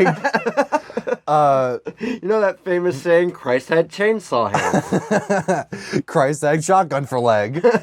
So, but Shotsky's mortal enemy, chain handsies. And their occasional lover yet rival makey outie. So, and his twin brother Pizza Hutty. So, here's your context corner. We came up with an idea of a character who is a beard with legs and arms. His name is Makey Outie, who's essentially, this is a late lore adaptation, sort of a retcon, but he's the opposite of the Tooth Fairy, where he breaks into your house and puts teeth under your pillow. And his brother is a Pizza Hut roof with legs called Pizza Hutty. And if you'd like to know how we came up with these concepts, so would we. We're right there with you. I think it was someone said something about, like, just said makey outie, and then you and me laughed. Yeah, I think James was like, he was just being dumb, and he was like, makey outie. And then we just started laughing about a character named Makey Outie. We just fucking token around with it. And then we did the dance, Makey Outie, makey outie. The floor just collapses. Yeah, it was Gin Genie coming over here using your drunk seismo waves.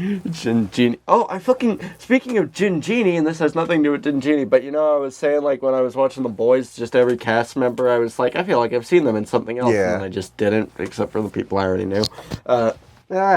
You saw Starlight drinking gin straight out of a bottle. Yes, it was just, I saw her when I was in LA, she was just on the side of the road, just day drinking. I don't think she was in a good place. I mean, when I saw BJ Novak, he looked about 10 years older than he does anytime I've seen him in something, and he looked like he was not having a good time. And I just kept awkwardly making eye contact, and I didn't know, there's no, like, look you could give somebody to be like, yes, I know you're a famous person. No, I will not bother you. I may ask you why you have chosen to go by BJ. But as my brother and his friend joked back in the day, they thought his name was just Banana Jones. And my brother's one friend just went, if I knew a man named Banana Jones, he'd be my best friend. Hell yeah, dude. Better than fucking Billy Joe. But yeah, BJ Novak, fuck. What was I talking about before BJ Novak? BJ Novak fucking. You were talking about... Oh, yeah, no, The Boys. Anya Cash, or whatever her name is. Yeah. Aya Cash, whatever her name is.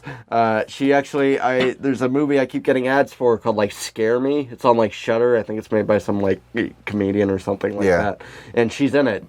And I just, like, saw her. I'm like, oh, yeah, I keep getting these ads. I didn't recognize it was her, though, because she doesn't have that stupid Skrillex haircut. I think that's the one thing throughout the show. I'm like, oh, clearly she did that to appear more, like, modern and stuff like that. But just the whole time I'm imagining a Nazi back in the day with, like, it would have been so great if when they, like, cut to the picture of her married, who was she married to, like, Goebbels or something? Yeah, that's what it was. She was married to Joseph Goebbels. But, like, when they show that picture She's married of her, to Joseph Mengele. if she just still had the, like, The cut Skrillex just back haircut? in the 40s. No, that's probably the Hollywood magic that they did. They just made her. She parted her hair over to that side. She always knew that was going to take off one day. She was just a little off on timing. Yeah, she was really ahead of the curve in all the trends. That's why she's hip with the kids and why she has all of her fucking boomer memes going onto Facebook. I saw some post on, like, Diabolical posting or, like, 7 posting on Facebook that, like, the people that are making her memes, and it just, like, shows a bunch of old people around a computer. It's like, yeah, those are her college buddies. Her daughter had dementia. Yeah. But yes, as you were saying about Christ on a Dyke. Okay, so Shits on a street. yeah, shits on a shingle. That's the sequel. Christ on a Bike 2, Shits on a Street. Yeah, Christ on a bike, shitting on the street. So it takes place in India. So anyway, again, kids dress as Jesus Christ, rob banks, and they're dressed. Yeah, I already mentioned they're dressed like Jesus, and they get away with it every single time. That's the fucking kicker. You can't keep getting away with it. It can't get Sam Hyde playing the main character. They hide out in an abandoned church, and they were adopted by Father John Misty, the singer. But he's not played by Father John Misty. He's played by Joaquin Phoenix. And it turns out the twist halfway through the movie, or towards, like, the final act, is that Father John Misty actually kidnapped them from a Jews for Jesus synagogue type program. And that's all I have for it. I just thought the name was funny. And you even found a way to work in Kidnapping. Comedy legend Father John Misty. Yeah. Father John Misty is to comedy what Mariah Carey is to comedy. A joke I stole from Drew Carey on an episode of Whose Line Is It Anyway? Father John Misty is the comedy what Carlos Mencia is the comedy. A fucking hack. Well, I do. That's Drew Carey is not somebody I would often classify as, like, that funny, but that is one of the funniest things I've ever heard say. It's just like somebody. I think it was like Variety or somebody wrote an article. Drew Carey is to comedy what Mariah Carey is to comedy. But yeah, so wow, we got through 2 pitches after all, and we totally didn't spend more time on the one than the other. No, that's fine. I think that's a good way to operate, just sort of like, because I mean, some of the ideas I threw your way for, like, our first few episodes, I'm like, is this anything? But yeah, so that was us talking about that, and that was you losing the last little bit of your sanity as you came along this ride with us. Yeah, that was us just like slowly poisoning you. Is there anything you want to, since, you know, we kind of talk about media and stuff like that, and I think we both like check out a lot of media. Is there anything you want to recommend to people? Like maybe something for the spooky season or something like that? I've been terrible at fucking watching like anything lately. Like I keep meaning to watch fucking Haunting of Bly Manor. Yeah. I still gotta watch. I think I only saw like the first 2 episodes of Hill House. So even though they're not related, I gotta fucking finish that. Yeah, dude, I didn't even seen Hill House. I did see Greg Sestero was in the first episode of. Yeah, he plays like a serious role in Bly Yeah. Manor. Like so, I really want to check it out now. I mean, I like Mike Flanagan stuff. He did like Oculus and Doctor Sleep and Hush. Yeah. So like, and I enjoyed the first 2 episodes I saw of Hill House, but it's just one of those things where like he's got what I like about his style is it's that very slow burn type thing. But like when you're doing a movie that's a slow burn, like eventually you hit that like the acts, like it goes in the next act and things start getting a little quicker. Like Hereditary is a pretty slow burn, but by that final act, like she's just fucking going insane. Yeah, dude. I mean, it does have that initial shock in the beginning. Boom. Yeah, bonk. Spoilers for Hereditary. The thing that happens within the first 10 minutes of the movie. Well, that's the thing. I'm so happy they didn't, like, the marketing for everything. It just makes it look like Toni Collette's just broken up about her grandma's funeral. Yeah. And I think I didn't even piece it together when I was watching the movie. I'm like, oh, maybe they just cut footage or whatever. And then all that shit happens, and you're just like, ah. Yeah, dude, like the primordial guttural scream of a mom losing her kid is like probably like that was one of the best fucking things ever. Like in terms of like not the best thing ever. Yeah, I loved it. Yeah, I get off on moms losing their kids. It's every parent's dream to outlive their children, as you know. But yeah, no, the fact that she didn't get like any like award for that's fucking bullshit. Like, yeah, that but fucking "I'm your mother" scene. Yeah, like that's the thing that could like easily like she has that line like or, that stupid face on your face. Yeah, it's the type of thing that could be like kind of funny. Yeah, but just the fact like it's like that you feel like you're getting yelled at by your mom and you're like I'm sorry. Yeah, it's very naturalistic sounding dialogue when it comes to like your mom just like like grasping at straws as what to even fucking yell at you because she's so beside herself. She's so fucking pissed off. Not that I would know. I have a great relationship with my mom. There's a fucking. I think my favorite line in that whole movie is when they're like looking at the thing and fucking Gabriel Byrne just looks like goes, "What language even is that?" Yeah.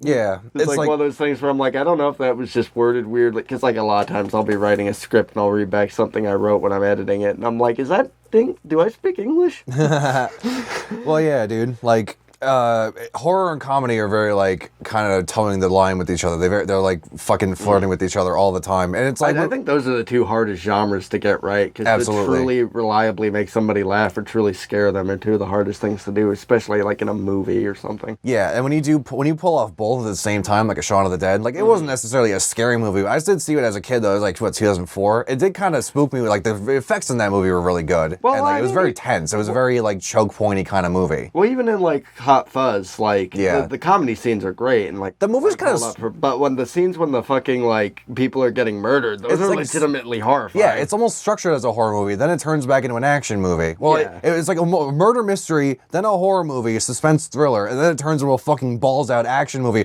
Some of the greatest fucking action choreography I've seen up until World's End. Fucking, it's one of my favorite moments in that. It's just when he just slams down something in the swear box. Leslie Tiller was fucking murdered. Hell yeah, dude. Just thing like girls' bathrooms, just like, oh, you look beautiful, whatever, like that. Boys' bathrooms. Leslie Tiller was fucking murdered. But yeah, I recommend the Cornetto trilogy for the spooky season. No, honestly, I'd recommend people watch that fucking whenever. I think Edgar Wright's actually working on a horror movie, so that'll be interesting. Yeah, dude. But the people always say that. Quentin Tarantino's like, I want to make a horror movie. It's like, are you making a horror movie? Are you making a Star Trek movie? Are you making a Kill Bill sequel that doesn't count towards your 10 total or whatever? Like, make up your mind. Yeah. And stop looking at my feet. Yeah, gross. Yeah, get out of here, Dan Schneider. Fucking no. What I was gonna say was about the Hereditary thing, and how that kind of tied into the Charlie Kaufman recently did. You were mentioning it earlier. I'm thinking of ending things, and it was kind of structured like a horror movie in that it had like the tension, and again the awkward, like very naturalistic sounding dialogue with everyone stuttering and talking over each other and all that shit, and then briefly becoming a 1930s like. And then transcontinental fucking midway. Step on up, kiddo. Step on up and see if you can make this bell, make this mallet hit this bell. And Bing. Oh, you did it. You got to do it 3 times, though, in order to win a prize. Oh, am I allowed to go again? Absolutely not. And then just crushing someone's head with the big mallet, like Gallagher. But, yes, as you were saying about thinking of ding, ding, ding, ding, ding, ding, ding, ding, ding. Ding, ding, ding. I turned into, that's how it happens. You have a stroke and you turn into Crazy Frog. But you're saying about it. It's good. I had a good discussion with you. I had a good discussion with other friends about it. It's a good discussion movie. It absolutely is. It's I mean, I watched YMS after I saw it because I needed to have my opinion about my own movie that I saw spoon-fed to me. Yes. And basically, he just kind of, I don't know if it's a confirmation bias thing, but a lot of the stuff that he says, like, yeah, I totally agree. It's one of those things that, like, and I think this is the type of movie I enjoy, and I think this is also the type of movie I try to make, is when it's explained to you, like, even if you don't get it, you kind of, like, you have enough to enjoy it. The ambiguity is a good part of that movie. Yeah, and when it does get explained to you, like, things make sense. It's not one of those things where it's like some movies just end on a note, and they're like, they pull a Neil Breen, and they're like, you tell me what it meant. Fucking loser. But, you tell me what you think the budget is. You're so smart. You think you know movie. You tell me what it means. Tell me. You so smart. You so loyal. I'm eternally grateful. I appreciate you. You betrayed us. Please go. I will go donate to your Kickstarter and to give you a used Toyota Corolla. But yeah, it's like the movie Enemy, for example. It's one of those things where it's like you watch it, and I think that's one of those movies that half the audience, when you watch it, will hate, and half the audience will like, as evidenced by the fact that half the people I've shown it to hated it, and half the people I've shown it to liked it. But it's one of those movies that ends on the note where you're kind of like, oh, what the fuck did any of that mean? Yeah. And but if you like look into it, or even if you just think about it, like it all makes sense. Mm-hmm. Yeah, like the metaphors there. It's like I like when people do things that like certain metaphor, because the whole thing with that is there's a lot of images of spiders, which is weird that I like the movie so much because I fucking hate seeing spiders in any form. But like that's why I haven't played, like I played so much more Fallout than I ever have like Skyrim or anything like that. Because I remember I was playing Skyrim, I'm like, oh, I'll go do one of these first missions. You walk into a cave and there's a giant spider, and I'm like, nah, I'm good. And I just left and I didn't do that. Giant scorpions, however, that's my shit. For some reason, it doesn't bother me. I don't know why. Like they still got that creepy movement thing. That's what the main thing I don't like about spiders. But yeah, as a kid, I was never scared of spiders. I never had any like. A lot of people say irrational fears. Like my brother was afraid of clowns or like eyeballs or something. He had nightmares about eyeballs that had legs or something. Oh, Buck Shotsky's brother, Eyebally. Yeah. Well, I mean that's like. I think spiders can be a rational fear. They're not generally. Like it's a rational fear if you're like in a room with a tarantula. Yeah. Where it's like a just random tarantula that can actually like attack you. But most spiders, it's like you see a fucking tiny spider crawling on your floor. Yeah. No. It's not that big a deal. Yeah. No. Unless you live in Australia where you actually have something to be afraid of. Yeah. No. There's like those are the spiders that like I have this like scar on my arm where it's like I might have been bitten by a brown recluse. It might have been a staph infection. But the fact that like the symptoms are similar enough that's kind of hard to tell. It's like they just like liquefy you, but like in fucking like Australia, it's like you got those real like terrifying ones because nothing's supposed to live there. Yeah, dude. No human's supposed to live there, and no humans do. It's all up front. Australia is not real. Oh, I thought you were going to be a huge racist. No. I mean, Australia was a prison colony that we just kind of... That's the thing. So now you're discriminating against the poor. Well, that's the thing that's interesting is why Australia has some, like, you know, they've got some civil issues that can kind of rival our own over here. And a big reason for that is the reason certain ideologies are able to spread over in America is because, like, you know how it's like, oh, the streets are paved with gold over there. You got to go over there. There's actually books talking about this. The people who went over there came came over here was like, oh, that was a fucking lie. The people So that was a fucking lie. The people who still have money and influence and stuff just left, and then all like the poor people had to stay, and so that's like just it's basically it's like, well, we're not sending our best. Yeah. And that's the same thing with Australia. It's like, well, we're literally sending people who already broke our rules, our fancy rules. So things might we'll see how things shake out. We'll see if this becomes an Escape from New York situation. That movie exists right now, right? What's a movie? Man, England really fucked everything up. And then they fucked up their fuck up by like letting everything go. Make up your mind, England. But, Yeah, be like the French. They at least know what they are, even if they're huge cowards. But, you were saying about Hereditary, I think? I think we went past that onto I'm thinking of ending things. I recommend it. Yeah, that's right. I think So, ending things. I don't know. There weren't a lot of movies that came out because for some reason, I don't know. Yeah, it's hard to tell. But we did see in the theaters. Oh, we got to talk about our movie going experience at the drive-in in fucking Bethlehem, dude. Oh, where we ate fried chicken and saw Tenet. Hell yeah. We laid in the back of my car. My car radio doesn't work, and that's how drive-in theaters work now, is they broadcast to your radio. So I had to go rent a little radio from them. And that thing was powerful. It was, like, I was dude. only on like 20 or something like that. That thing could have went much louder. Yeah. And we watched Tenet.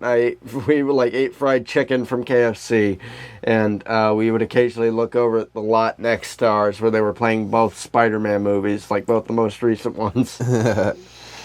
And also, it was a 2-movie ticket, and I guess this is a good note to leave on. I would say maybe go see this movie, but I don't think there's anywhere where you can see this movie right now. And that movie, War with Grandpa, overtook it at the box office. Oh, I love the future. But Yeah, you have this. On the one hand, you have this piece of art with a director that's known for these, very imaginative cinematography experiences, and then you have a Christopher Nolan film. Yes. But we saw it was a 2-movie ticket when we went to this theater, and it was like by the time Tenet was over, it was already like 11 anyway. We were fucking exhausted. Yeah. And we had another hour to go back home. Yeah, we still had to drive like an hour back.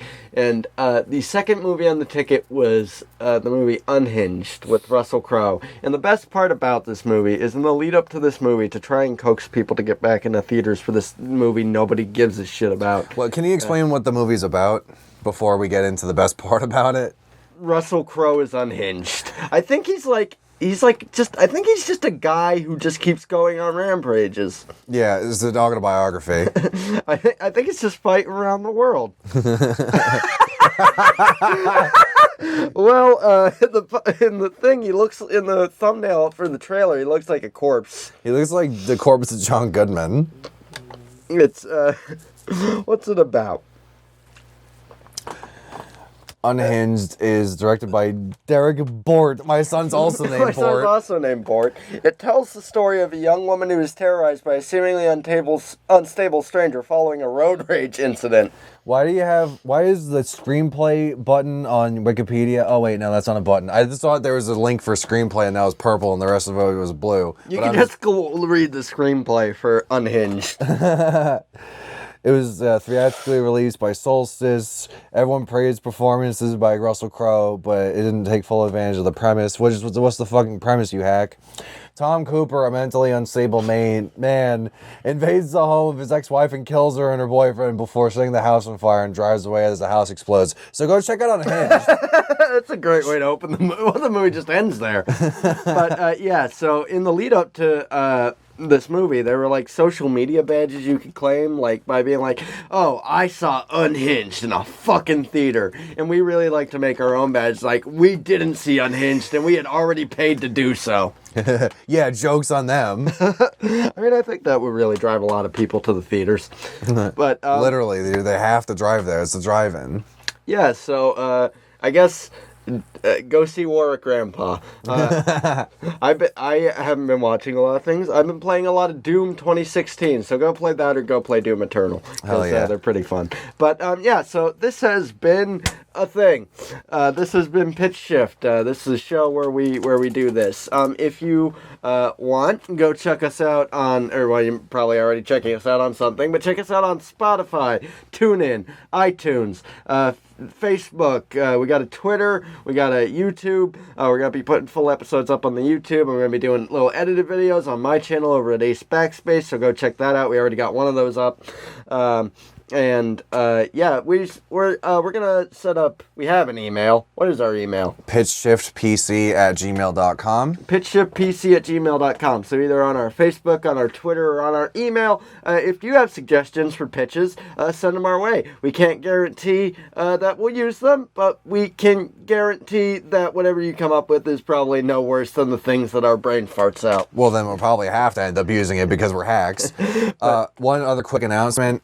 We will soon start streaming games based on because we were having an upcoming episode talking about our own shitty video game movies. So we're gonna pitch our own shitty video game movie, and then we're gonna like play the games that we're talking about, mostly Doom. And, yes. And because it's spoopy season, I'm thinking Resident Evil. What do you think about that? I could do that. I mean, I think the hardest part there is opening the can of worms that is the Resident Evil movies. Dude. We'll get Resident Evil. We'll get our Resident Evil expert Medina on. Yeah, dude. We're gonna call it Andin Stevel. But yeah, dude, Medina. I was hanging out again for the third time this episode. Shout outs to Kenny. We were hanging out at his house with his racist fucking guard dog, and we were kind of pre-gaming, waiting to like kick his family out. By which I mean out of the house completely. No, we were waiting to kick him upstairs so we could like hog the living room for like 20 hours to fucking play Street Fighter or something. And then for whatever reason we were talking about like we should talk about the Street Fighter movie, but we were talking about the Resident Evil movies. Yeah, the Legend of Chun-Li, dude. But yeah, no. Couldn't be further in tone and execution. I mean, they're both shit, but well, one's fun. Yeah, one's fun. It has Raul Julia. Game over. But yeah, no. So like Medina was telling me, we were all pre-gaming outside smoking cigarettes, and I was like, yeah, Resident Evil movies are good fun, I guess. Thankfully, there's only 3 of them. And he's like, no, dude, there's 6. I'm like, 6? But the fucking world ended after 2. It's called Afterlife or some shit, or Apocalypse. It's called Resident Evil Apocalypse. That's one that Nemesis or some shit.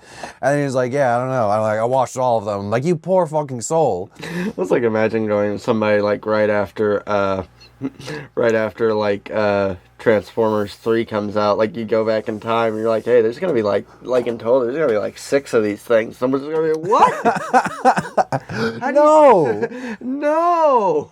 That's how they got Mark Wahlberg in the movie. They just walked up and it's like there's gonna be 6 of these. And it's gonna be like, what? No. Yo, Marky Mark, we saw you in The Happening and we thought you had the perfect emotional range in order to play our lead character in Transformers, but I was horrible in that movie. Exactly. You're perfect. But yeah, so stay tuned. We got lots more cool things coming down the pipeline. You can check us out on all that stuff. Go support us. Really means so much that people are actually enjoying this and listening to it and enjoying it. Should switch those around. You enjoy it first and then you listen to it. It's just a prerequisite of knowing us. You gotta hype yourself up before. You gotta just like lie to us and say that you like it. Yes, you gotta enable us. And then give us a gun. But yeah, so thanks so much for listening, guys, and I guess watching. I did record this whole thing, so I should probably put that up somewhere. But yeah, leave those first 12 minutes in, dude. I'm only uploading the first 12 minutes. Just none of the good audio. Just no audio. No, there's audio on that. It's just gonna be fucking awful. But I can take it out. Well, whatever. That's anyway, thanks so much for doing that, guys. If you're on YouTube, subscribe. If you're on those other things, follow us. I think that's what you do. Thanks so much for checking it out, and we will see you in the next one. Itadakimasu.